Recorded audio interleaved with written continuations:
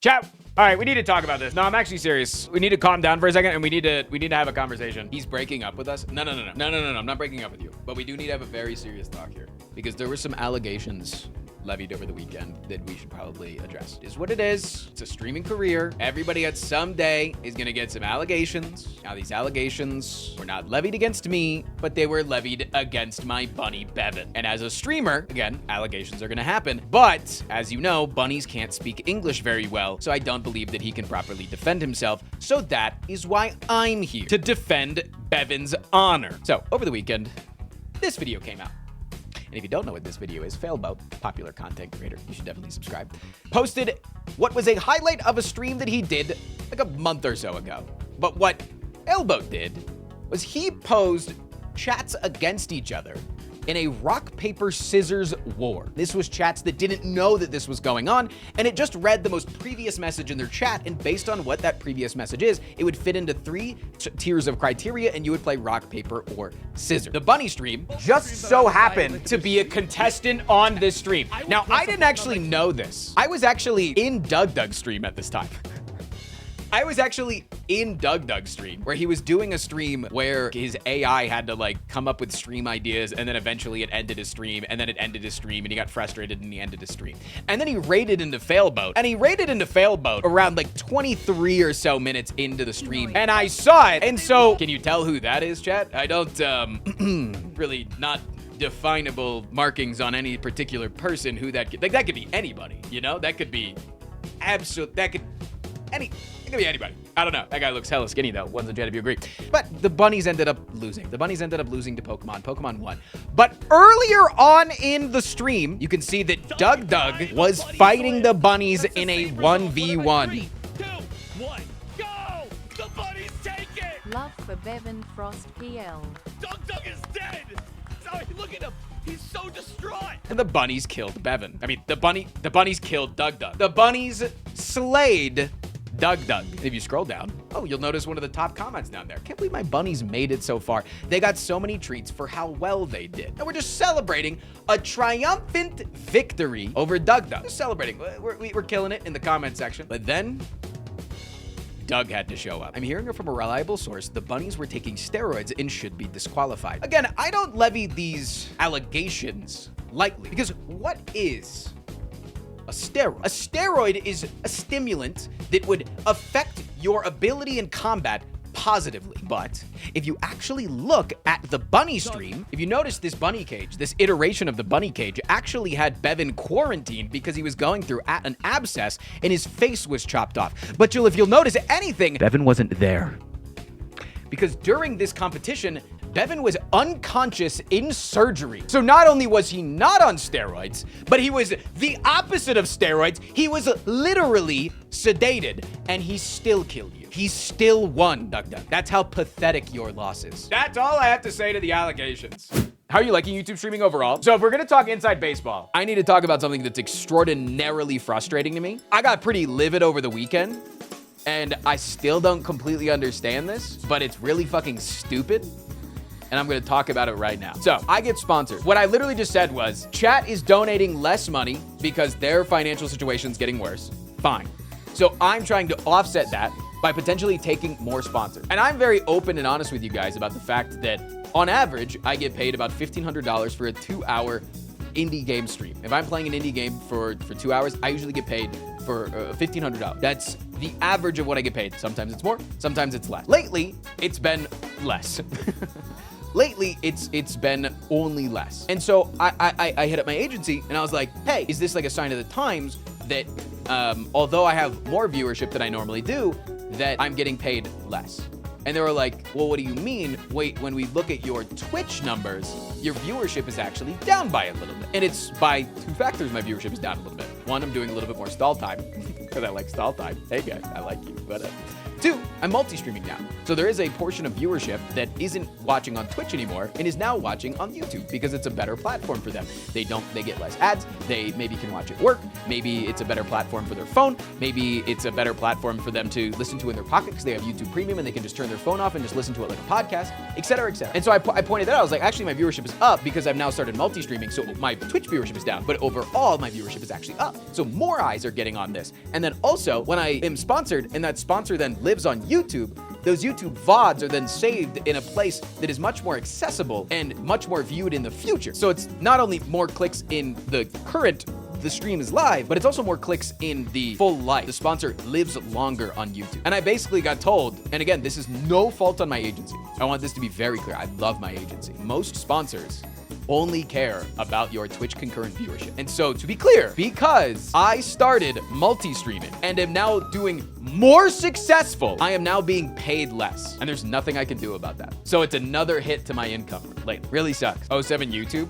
No, I'm not gonna stop multi-streaming on YouTube. I really like multi-streaming on YouTube. I'm not gonna stop. But that was another frustration that I figured out over the weekend. So is it more from the sponsor side, I guess, because those are their metrics for the feed? Yeah, like they're just like basically not giving a shit about concurrent viewership on YouTube or things like that. They're just only caring about Twitch viewership. And because my Twitch viewership is down, they're like, yeah, we're not gonna pay more because he's only streaming to X amount of people, whereas he used to stream to this many people. But then you go, hey, but he's streaming on YouTube as well, and the overall viewership is actually more. So all I'm saying is, YouTube, you better start fucking membering, man, because y'all are costly as hell. No, you would think that it's just literally clicks, right? Like you would think that it's literally clicks on sponsored link. But no, it really does suck that I've started streaming on another platform, and then that platform then hurts me. It sucks, man. I literally got CTI after watching the sponsor stream. That's crazy.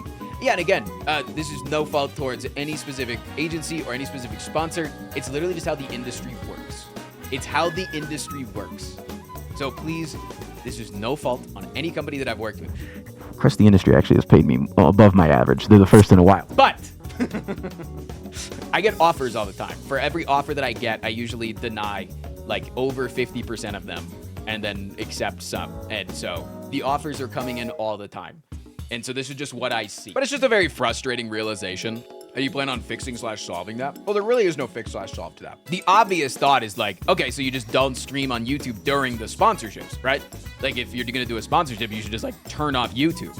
But then it's like, I'm hurting YouTube stream just to not stream the sponsorship, but I'm still gonna get paid the same amount because of the fact that they're going off my past Twitch metrics in order to figure out how much to pay me. Doesn't matter whether or not I'm streaming on YouTube during the sponsor, you know? If you tried arsoning Twitch chat. So Twitch chat pays about 95% of my paycheck. Don't really think I wanna light them on fire, but then again, it's like a kink thing, they might be into it. Does the bunny stream go on YouTube too, or is that against TOS? I'm working on setting up a bunny stream. We might do it on the FrostPrime_ channel if the FrostPrime_ channel becomes popular. We could potentially run something like that on there. You have a favorite hot sauce? So at the market that we went to yesterday, my favorite hot sauce is the Hot Ones hot sauce, which is the green the verde, whatever they call it. I always forget it, but it's their verde sauce. Their verde sauce is easily my favorite of all time. Los Calientes, yeah, Los Calientes verde. That one's sick. So yesterday we're like leaving the market, and there's this guy that just has a fucking fold up table 200 yards from the market, and we're just walking away, and he's got a bunch of fucking cardboard boxes, and he's like setting it up, and he goes, yo, you want to try some hot sauces? And I'm like, random sketchy guy offering me free hot sauce on the side of a road? Abso-fucking-lutely I would. And this guy was selling his homemade hot sauces that were called the Fuck Billionaires hot sauce, and you could choose whether or not the person on the front of it that was being heated with hot sauce was Elon Musk or Donald Trump or like a couple of other people. The hot sauce is like a habanero chocolate mash. It's very delicious. Very, very, very delicious. I love chatting in streams, but it feels really easy to feel ignored, and I think it's a problem with a platform that really isn't solvable. Honestly, I think it's more of like an internal thing. If you're feeling ignored, I think it's more of an internal thing. If you are talking on topic and you're contributing to the current conversation of whatever's going on in chat, I think you're absolutely contributing, regardless of whether or not your message gets read out. Frost is top 1% for chat interactive. Thank you. I can give the same back to chat. Chat, you're in the top 1% for most active. Per, you know, however many viewers, this is one of the most active chats on Twitch. Wait, is that a real statistic? Yeah, so I have a partner manager at Twitch, and one of those is because of my viewership, but not everybody at my concurrent viewership gets a partner manager. The reason why I have a partner manager is because my sub count is oftentimes high, but also we have such an active and broad community. We've actually been a case study for people at Twitch. Unfortunately, my partner manager got fired a few years ago, but I was really good friends with him for a long time, and he used to give me these like yearly reviews, and he would always try to find things that make your channel stand out. And he was like, yours is one of the easier ones because I manage 120 partners 120 partners across the top of Twitch, because only the top streamers get partner managed. 120 streamers on the top of Twitch. This person told me that I was one of 2 people in there. No matter what game I'm playing, no matter what category I'm in, I always have more unique chatters than average concurrent viewers. It's a very buzzword heavy sentence. Let's say across the 5 hours that I'm streaming, I average 450 concurrent viewers. Over that 5-hour stream, I will have more than 450 unique people chat. And normally only 1% of people that watch your stream chat. So over the course of the entire stream, to have that many people chatting is bonkers. Most people don't even hit like 60 to 70% of their average concurrent viewership in chatters. We are one of 2 streamers, and I know the other streamer. He told me that I'm not supposed to say their name, but he's also fired now, so maybe I could say their name. And maybe it's changed now. I think people have really started to care more about chatters. Getting the most people chatting is one of the best things you can do as a streamer. It's always my number 1 tip whenever people ask me for tips. Do things that get people talking. Do things that make people like not only feel included, but include themselves. I don't talk in any other channel, see? And that motherfucker's on YouTube too. That motherfucker's not even in the Twitch chat, contributing to my damn metrics. I think I would get depressed so fast if I was a content creator. Why is that? Speak to that. Isolation, even though I'm an introvert and I'm terribly unorganized with the forced structure of a real job. That's fair. Yeah, no, I've struggled with that for a really long time, especially with working out, not having like a coach or somebody. Like I was very fit throughout my early years. But then when it was like I had to go to the gym and I had to do the thing for me and I had to discipline myself, it was like very difficult to do. But yeah, no, it can be very isolating to be a streamer for sure. I get that. I think it's just about making sure that you have a personal life. I think it's just like extremely important to, if you are a streamer, to really value your personal life and to have friends that aren't content creators. Holy fucking shit. Have some damn friends that are not content creators. It is so important. I love my content creator friends, but we are in an industry where you never know. Somebody might actually only be in it for the money or for the clout. You can think with all of your heart that it's not true, but like Squid Inky Dink, I think she might stab me in the back one day. One's in chat if you agree. See, we all got the same mentality. We can all see directly through it. I feel like that's a hugely overlooked component of staying grounded. Yeah.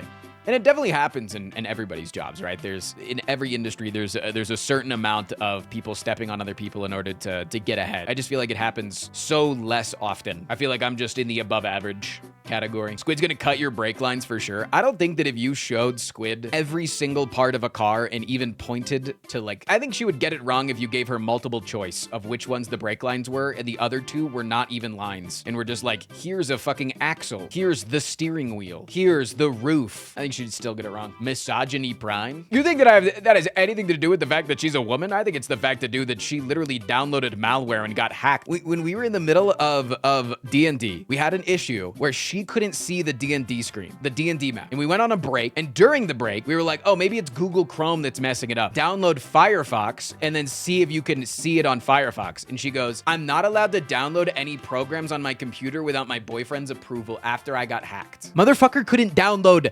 Firefox. I'm just saying, man. Misogyny has nothing to do with my opinions on Squid Inky Dink. Hi, Scootish. Scootish, are you in it for just the money? Oh, I think so. Scootish messages me every single time that any sort of success happens. Anytime I have anything successful, Scootish goes, yo, dude, congrats on being in a failboat video. It's really cool for you. Really happy for you. Hey, dude, your recent stream that you did was really cool. That's just me being a friend. Or Cloud Goblin. You pick, chap. You pick. Hey, buddy. I call you during your successes because I see how high you can fly, and it makes me happy. Okay. That's not being a clout goblin. Okay. That's no, I get that. I get that. That's me telling you that you're my friend and I'm proud of you. Okay. So I also text you when you are low. When you tweet sad boy shit, am I not one of the first people to call you? That is true. Yeah, it's just like weird how many times you just say I should just end it though. Like that's what you send me when I'm tweeting sad boy stuff. Well, I mean, like now that we're talking about it, maybe you should end it and rate it. Oh yeah, no, that's fair. No, okay. Like I'll go live. I'll pop on right now. Like right. You know, I'll take that rate. I'll catch it. Do you believe the allegations, by the way? What allegations? That my bunnies murdered DougDoug. Oh yeah. Oh okay. Yeah. No, I watched them. In fact, when I stayed over, your bunnies had like a whole shrine devoted to like murdering Twitch streamer DougDoug. Right. Right. Yeah, that was bit Yeah, telling, yeah, bit it was telling, really weird. bit telling. Yeah. Yeah, they had a lot of photos too of you and them at like some big white building. I think it said Washington D.C.